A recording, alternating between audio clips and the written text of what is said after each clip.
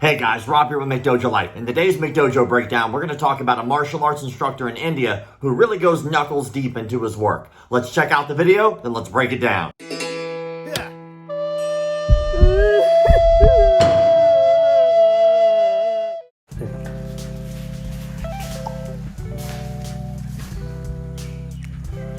கவனிங்க, இது வந்து 1 2 3 4 விரல் தான் இங்கே இருக்குது, ஒரு விரல் உள்ளே இருக்குது. அவர் நினச்சா கடிக்கலாம், இங்கே கடிக்கலாம். பண்ணுங்க பார்ப்போம். அடிங்க, அவ்வளோதான், முடிஞ்சு போச்சு. கவனிங்க, ஒரு விரல் இங்கே இருக்குது, ஒரு விரல் இங்கே இருக்குது, இன்னொரு விரல் 4 விரல் என்கிட்ட இருக்குது. ஒரு விரல் காணல, ஒரு விரல் எங்கே இருக்குது? வாய்க்குள்ளே இருக்குது. எங்கே இருக்குது? வாய்க்குள்ளே இருக்குது, சுவாச குழாய்க்குள்ளே இருக்குது. எங்கே இருக்குது? நான் கொஞ்சம் அழுத்தி இன்னும் கொஞ்சம் ஸ்பீடு கொடுத்தேன்னா அவர் That is gross. And a good way to lose your fingers. See? The guy you just got done watching in that video goes by the name of McDojoLife. But to make it easier on me and for the sake of this video, I'm just going to go ahead and call him Sifu Fingers. Sifu Fingers is from a place called Tamil Nadu, which is in India. If that area sounds familiar to you, it's probably because you recently saw the video that we did not too long ago about another martial arts instructor from the exact same area we call Dr. Nonsense PhD.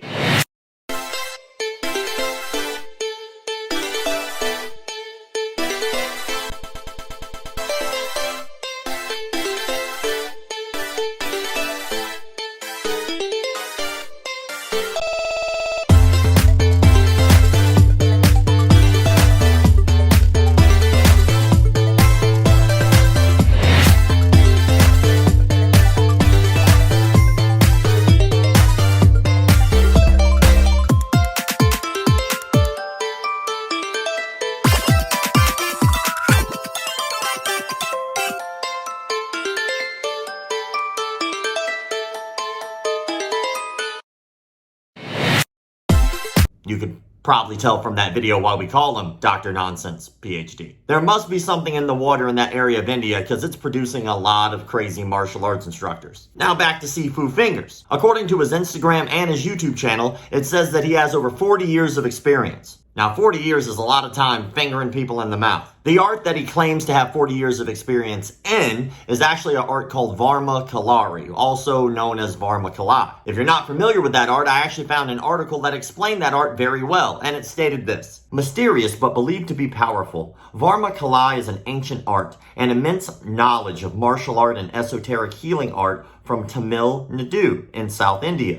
The name translates to the art of vital points.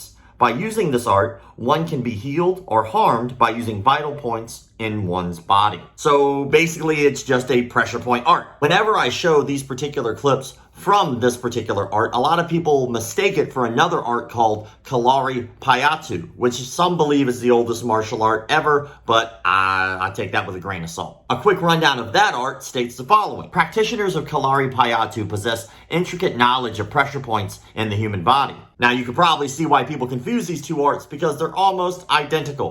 I was able to find one article that gave a side-by-side comparison to those particular martial arts. And it's over here. If you want to see that and check it out, you're more than welcome to go ahead and pause it and then read whatever the differences are there. Or you can just go to the website and go to the website, read the article. You can see the differences there. A lot of people aren't going to want to do that though, so I'll just go ahead and give you probably one of the best interpretations of the differences between these two martial arts. What they be serving is chevapi.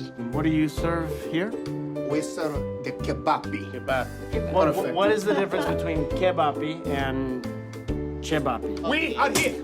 They are there. That's right. There is about that little difference between those martial arts. With over 40 years of martial arts experience, you would imagine that Sifu Fingers would be bringing to the table some pretty legitimate techniques. So let's check those out right now. In this particular video, you can see some of his students are working together. The student on the right decides that he's going to do a downward chop for some reason onto the student's head who was on the left. The student on the left delivers like an X block and then immediately goes to the back of him. It's a ridiculous scenario already. The attacking student then decides that it's a great idea to try to chop behind himself to try to hit the guy who's got his arm behind his back. But putting himself in a weird position now, he's got both arms stuck behind his back. It gets more ridiculous, but we continue. Now the guy on the backside decides that he's going to kick the leg out in front of the person in front of him, making him fall on his butt. You would think, as ridiculous as the setup is, that it would probably not possibly be any more ridiculous from here, but it gets worse. The guy on back decides that he's going to sit down, and you would think at this point he would get his hooks in, but instead of doing that, he does the most ridiculous thing I think I've ever seen. He throws both of his legs over the guy's arms, crossing his feet behind the guy's head, pinning him somehow in this position. And as you can see, it doesn't seem to bother the other guy almost at all. He looks pretty bored, actually. Then, in a miraculous twist, the guy on the front end decides that he's going to start bridging backwards, putting his weight on the guy in the back, and then it seems like the guy in the back is in excruciating pain. So he did like all this setup to get to this position that's never going to happen, and then he winds up hurting himself. But the hits keep on coming. Let's check out another technique. In this one, once again, we see two of his students working with each other. One student on the left decides he's going to reach back all the way into his back pocket as far as he can to deliver a huge haymaker. But instead, he winds up throwing it so high over the guy's head it would never possibly land anyway. The defender somehow miraculously grabs that arm and stuffs it between the attacker's legs, putting him in like a ball and chain type of position. Yes, ball and chain is a real thing. Go look it up. But my favorite part has to be this next thing he does. His arm is trapped between his legs, so he decides to flip his arm back behind himself, not even getting close to hitting the other guy, and then getting himself stuck in this pretzel-like position. Then, once the guy's stuck, Sifu Fingers comes over to give him a little critique and to let you guys know how this technique works. This last one truly had me baffled.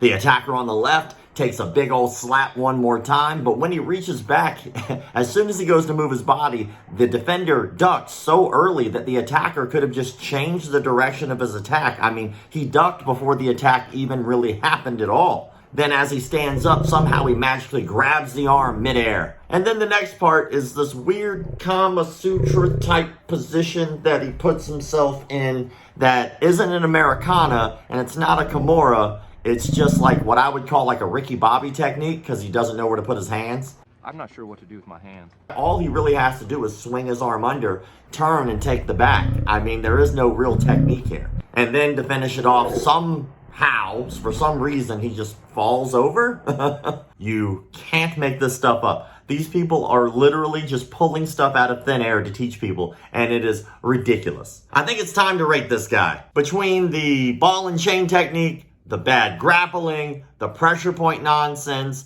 and of course my favorite, the tonsil inspection, I'm giving this guy 4 out of 5 Dillmans. As far as I can tell, he wasn't cheap projecting anyone or no touch knocking out anyone, but he's clearly teaching stuff that just seems to be made up. So I couldn't give him the 5 out of 5 because there was no projectile energy, no touch nonsense, but for what he did teach, it's 4 out of 5 Dillmans for sure. If you're a member of this page, you actually have access to the Dillman emoji, the Frank Dukes emoji, the Sheeta Kim emoji. So I want to see what your rating would be for this guy in the comment section below. Now is the time of the video where I find out if you guys watched the entire video. So in the comment sections below, whenever you actually add your comment, I want you to go ahead and add this in as well. I want you to name this technique. It looks like it needs a name. It's complete nonsense, but I can't wait to see what you guys come up with to name whatever that is. Oh, by the way, for everybody who's already subscribed to this page, we actually just reached 70,000 followers. You guys sharing our stuff, commenting, liking, all that good stuff goes so far to help this page continue to grow.